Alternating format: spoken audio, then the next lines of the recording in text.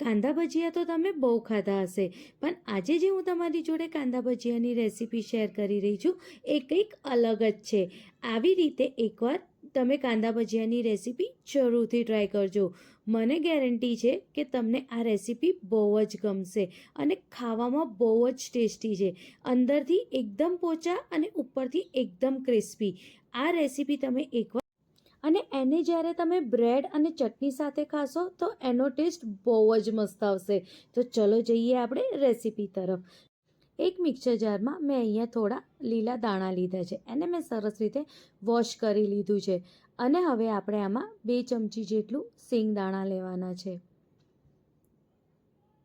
હવે આમાં મેં 2 લીલા મરચાં આવી રીતે સમારીને એડ કર્યા છે અને 3 થી 4 આપણે લસણની કળીઓ એડ કરીશું. એ સ્વાદ મુજબ મીઠું એડ કરવાનું છે, 1 નાની ચમચી જેટલું જીરું અને હવે આપણે આમાં લીંબુ એડ કરીશું, એ બી અડધું. તમે વધારે ખાટું ખાવા માંગતા હો તો આખું લીંબુ પણ આમાં એડ કરી શકો છો. અને તમારી ચટણી બહુ ટાઈમ સુધી કાળી ના પડે અને એકદમ લીલી રહે એના માટે મેં અહીંયા બરફ એડ કરી છે. હવે ક્રશ આપણે એના પાણી વગર જ કરીશું. જો અગર તમારાથી ક્રશ સરસ ના થાય તો તમે આમાં 2 ચમચી જેટલું પાણી એડ કરી શકો છો. આપણે આ ચટણી બહુ ઢીલી નથી રાખવાની, એટલે જે બરફનું પાણી થશે એમાંથી જ સરસ આપણી ચટણી વટાઈ જશે. નહીં તો તમે 2 ચમચીથી વધારે જ પાણી આમાં એડ ના કરતા. હવે બધાને આપણે એક બાઉલમાં કાઢી લઈશું અને એને ઠંડુ કરવા માટે ફ્રીઝમાં મૂકી દઈશું. હવે આપણે જઈશું કાંદા ભજીયા બનાવવા તરફ. એના માટે મેં અહીંયા 1.5 કપ જેટલું ચણાનો લોટ લીધો છે. હવે આમાં મેં 2 લીલા મરચાંને સરસ રીતે એકદમ ઝીણા ઝીણા સમારીને આમાં એડ કર્યા છે. અગર તમારે તીખું ખાવું હોય તો વધારે પણ એડ કરી શકો છો. 2 કાંદાને પણ આવી રીતે આપણે ઝીણા સમારવાના છે. આવી જ રીતે આપણે કાંદા સમારીને આમાં એડ કરવાના છે. હવે 1 ચમચી જેટલું આપણે આખા દાણા લેવાના છે. 1 ચમચી જેટલું આપણે આમાં જીરું એડ કરવાનું છે અને મીઠું આપણે આમાં સ્વાદ મુજબ એડ કરીશું. હવે આમાં મેં 1 ચમચી જેટલું લાલ મિર્ચ પાવડર એડ કર્યું છે.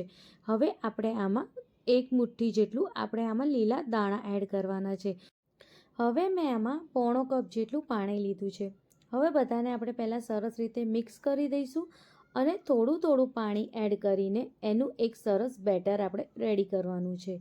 જેવી રીતે આપણે દાલવડાનું બેટર રેડી કરીએ છીએ એટલું જ ઘટ બેટર આપણે આનું પણ રેડી કરવાનું છે. બહુ ઢીલું બેટર નથી રેડી કરવાનું. તમે જોઈ શકો છો કે મેં થોડુંક જ પાણી એડ કર્યું છે અને એને સરસ રીતે મિક્સ કર્યું છે. થાય તો હાથેથી જ મિક્સ કરજો તો બહુ સરસ રીતે મિક્સ થઈ જશે. તમે જોઈ શકો છો કે કેટલું સરસ બેટર રેડી થઈ ગયું છે. આપણે દાલવડા બનાવીએ એવું જ બેટર આપણે અહીંયા પણ રેડી કરવાનું છે. હવે આમાં આપણે બેકિંગ સોડા નાખવાની છે. બેકિંગ સોડા મેં અહીંયા 1/4 ચમચી જેટલી જ આમાં મેં એડ કરી છે. બહુ બેકિંગ સોડા આપણે આમાં નથી એડ કરવાની. તમે આની જગ્યાએ ઈનો પણ નાખી શકો છો, પણ ઈનો પણ આપણે આટલું જ 1/4 ચમચી જેટલું જ આમાં એડ કરવાનું છે. હવે એ સોડાની ઉપર એકદમ ગરમ તેલ આપણે 2 ચમચી જેટલું એડ કરવાનું છે અને હવે એને સરસ રીતે આપણે મિક્સ કરી દઈશું. જ્યારે એ સરસ રીતે મિક્સ થઈ જાય તો તમે જોઈ શકો છો કે લોટ કેટલો સરસ ફૂલી ગયો છે. હવે આપણે તેલની કઢાઈ મૂકી દઈશું અને મીડિયમ ફ્લેમ ઉપર એને સરસ રીતે ગરમ થવા દઈશું. જ્યારે તેલ સરસ રીતે ગરમ થઈ જાય પછી આપણે એના મોટા ભજીયા બનાવવાના છે. આપણે બહુ નાના ભજીયા નથી ઉતારવાના. આપણે આવી જ રીતે તમે વિડીયોમાં જોઈ શકો છો કે કેટલા મોટી સાઇઝના મેં ભજીયા બનાવ્યા છે. તમે વિચારતા હશો કે આટલા મોટા ભજીયા કેમ બનાવ્યા, પણ આગળ હું તમને બતાવીશ કે મેં આટલા મોટા ભજીયા કેમ બનાવ્યા છે. જ્યારે આવી રીતે મોટા ભજીયા બની જાય પછી આપણે એને થોડીક વાર માટે જ 2 બાજુ સરસ રીતે શેકી લેવાનું છે. આ બધી પ્રોસેસમાં ગેસની ફ્લેમ એકદમ મીડિયમ હોવી જોઈએ, બહુ હાઈ કે બહુ લો ના હોવી જોઈએ. બસ થોડીક વાર જ આપણે એને તળવાના છે. અંદરથી થોડા કાચા રહેશે તો બી ટેન્શન નહીં, બસ થોડીક વાર જ તળાઈ જાય, બે બાજુ શેકાઈ જાય એટલે આપણે એને કાઢી લેવાનું છે. આવી જ રીતે આપણે બધા ભજીયાને તળીને રેડી કરી દેવાનું છે. હવે હું બતાવું છું કે હવે આ ભજીયાને આપણે શું કરવાનું છે. હવે આપણે આવી રીતે ભજીયા લેવાના છે, વચ્ચેથી એના બે ભાગ કરવાના છે અને ફરી એ અડધા ભાગમાંથી આપણે બે ભાગ કરવાના છે. તમે જોઈ શકો છો વિડીયોમાં મેં કઈ રીતે ભજીયાને કટ કર્યા છે. આવી જ રીતે આપણે બધા ભજીયાને કટ કરી દેવાનું છે.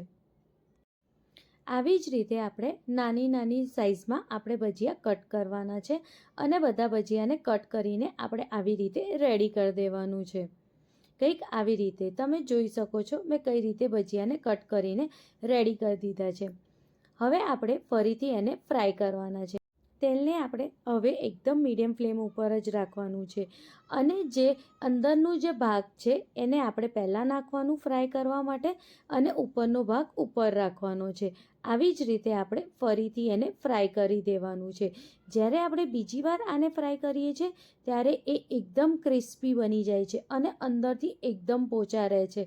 તમે એકવાર આ ભજીયાની રેસીપી જરૂરથી ટ્રાય કરજો અને ખરેખર તમને આ ભજીયા બહુ જ ગમશે.